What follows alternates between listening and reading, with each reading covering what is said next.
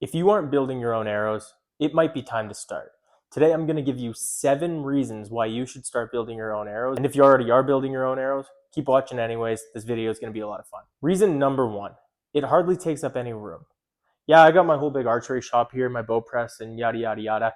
But the reality is I take my arrow building box with me home because I don't live at this location here. I take it with me home when I have a big arrow build to do, and I sit and watch baseball or hockey and I just fletch away and really take my time with it. All it takes is this. This is what I call my fletching box. I just throw my jig in here and I have this, which is actually my fletching box. Just got all my different veins in there, or the ones that I'm using for whatever current build, and I just take this with me, and that's all the space it takes. Of course, you need your arrows and whatnot too, but this is so easy to take with me anywhere. I can move from room to room. I can literally move locations like I do. Doesn't take up hardly any room at all, so don't let space requirements be a reason to not get into arrow building, because you can do this in even the smallest apartment or garage. Number 2, it's pretty easy to get good. I mean it. This is an arrow from the first dozen arrows I ever built. So I had it cut at an archery shop. I squared the end and glued my own insert, and I applied my own arrow wrap, which is shockingly easy. And then I used a tower jig, which is what this is, to fletch just a standard 3 fletch.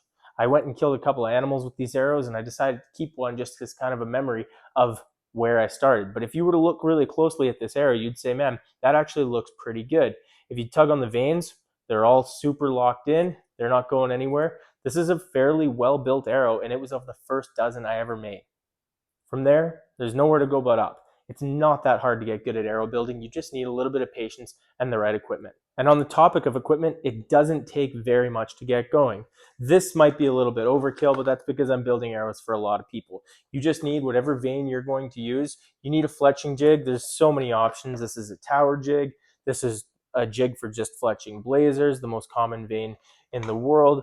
This is a cheaper plastic jig that does a great job. Or my personal favorite is the Bitzenberger. This is a classic. It'll last you forever. If you don't want to spend the money on something like this and you want to go with a plastic one like this Goat Tough, that's absolutely fine. The downside to these is that you have to really be careful about glue getting built up, because the glue almost has like a melting effect on the plastic, and it can really destroy any of your plastic components over time. Whereas with the Bitzenberger, I actually have a super dull knife that I just use to scrape glue off routinely, and this has been going strong for about 10 years. Beyond that, all you really need is some good super glue. I like Gorilla super glue, but any medium viscosity super glue is going to work. And lastly, an arrow spinner or arrow squaring device, which you can pick up super cheap from just about anywhere online. The number 3 reason you should get into arrow building is because it's a gateway to everything else. It's where most people in DIY archery start. It's where I started. Before all of this existed, I was just an arrow builder with a little box like this, and I built a ton of arrows, and it just continued to fuel my passion of wanting to do more and more and more on my own equipment until, well, here we are. The number 4 reason to get into building your own arrows is they will be more accurate. You're able to build an arrow that is precisely dialed for your bow. When you go to an archery shop, they're going to give you an arrow that's going to roughly fit your bow. But the truth is, your bow has an exact amount of energy that it outputs every time you take a shot, and you need to build an arrow that matches that output. Now, I've got lots of other videos on this. Check out the link up here, and you can see my whole arrow building series and spine matching and all that stuff. But the point is, when you build an arrow on your own, you can do a lot better job. Nobody is going to take more time and put more care into your arrows than you. If you're only a whitetail hunter or you're only hunting out of tree stands, you can build an arrow that's perfect for that situation. If you're someone who's all over the place hunting everything from whitetail to moose to elk, turkeys, all over the place, you need a do-it-all arrow, and you can build that. If you're someone who only hunts elk, then you need a heavier, high-penetrating, not as fast arrow to really punch through elk. The list goes on. When you build your own arrows, you're able to totally customize your setup for you. The 5th reason why you should get into arrow building is customization is fun. This is really a simple one, but back when I started, I was putting teal on everything, and now I put white on everything. I've done so many different color options over the years. I have a whole box in the corner over there of arrows that I've built over the years, and it's just, the possibilities are endless. My box right now is mostly white with a few blue options, and then some of the more common options that I'll be using for vane replacements for people when they bring in busted arrows and whatnot. But if you go on any fletching website, you will be overwhelmed at how many colors and patterns you can choose, and your arrow wraps, and you can get custom arrow wraps with your name on them and whatever you want. It's actually a ton of fun, and you should take a lot of pride in it because your arrow is your fingerprint.